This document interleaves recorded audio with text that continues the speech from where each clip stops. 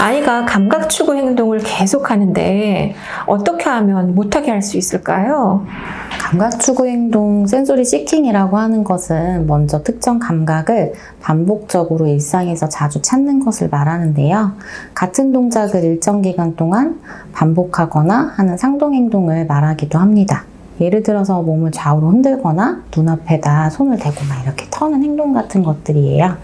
이 행동을 어떻게 하면 멈출 수 있는지 혹은 그대로 두어도 되는지에 대한 질문들을 영화를 지원하다 보면 정말 자주 듣는 질문 중에 하나입니다.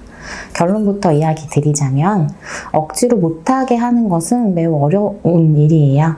아이를 양육하는 24시간 내내 영아의 행동을 보호자의 욕구에 따라서 통제하는 것이 가능하지 않기 때문입니다. 저의 경우에는 행동 양상을 제지해야 될 것, 그대로 두어도 되는 행동으로 먼저 구분을 하는데요. 자해나 타해로 이어질 것 같은 행동은 대체로 대체 행동을 제시하도록 안내드립니다. 그렇지 않을 경우에서는 일상에서 비슷한 감각을 영아가 느낄 수 있도록 제한하고 억지로 반복되는 행동을 막지 말아달라고 이야기 드리고 있습니다. 반복적으로 하는 행동은 보호자의 눈에는 거슬리고 신경 쓰이는 행동일 수도 있지만 영아의 입장에서 생각해보면 자신에게 안정감을 주고 필요한 감각을 반복해서 찾는 행동의 하나입니다.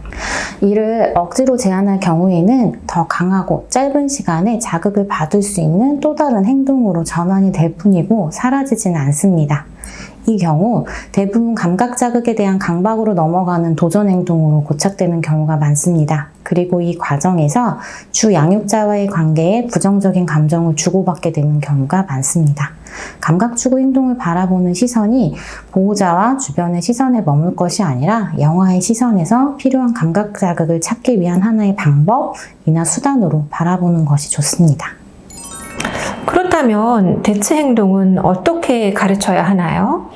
대체 행동을 가르칠 때 가장 중요한 것은 영아가 기존에 하고 있던 감각 추구 양상을 잘 관찰하는 것입니다. 이 행동이 얼마나 자주 관찰되는지 또 어떤 강도와 양으로 아이가 자극을 탐색하는지에 대한 부분을 먼저 관찰합니다. 행동을 그대로 따라해 보는 것도 매우 좋습니다. 자극의 양이나 강도를 1에서 10까지 숫자로 표현해 보고 만약 7 정도의 강도로 하루 일과 중에 한 번에 5분 정도 나타나고 이를 일과 중에 수시로 혹은 오전 일과 중에 5번 정도 관찰했다면 이를 기록해 둡니다.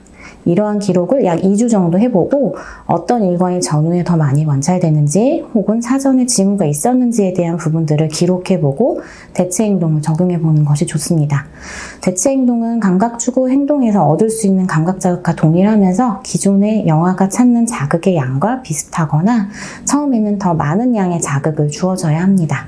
감각 추구 양상이 나타날 때마다 대체 행동을 제안해주거나 관찰한 일과에 대한 기록을 통해서 특정 일과 전후에 반복적으로 나타난 것이 파악이 된다면 감각 추구 행동이 나오기 전에 미리 대체 행동을 제시해주는 것도 좋습니다. 대체 행동을 제안하고 추후에 점검해야 할 것은 기존의 감각 추구 양상이 줄어들었는지에 대해서 관찰하고 이것이 줄어들지 않았다면 제안했던 대체 행동이 효과적이지 않았거나 자극의 양이 적절하지 않았던 것으로 보아야 합니다. 이럴 때는 자극의 양을 더 늘려주고 영아의 행동 양상을 다시 관찰해보는 수정이 필요합니다. 이렇게 일과 안에서 영아에게 필요한 감각 자극을 규칙적으로 제공해주는 것을 센소리 다이어트라고 합니다.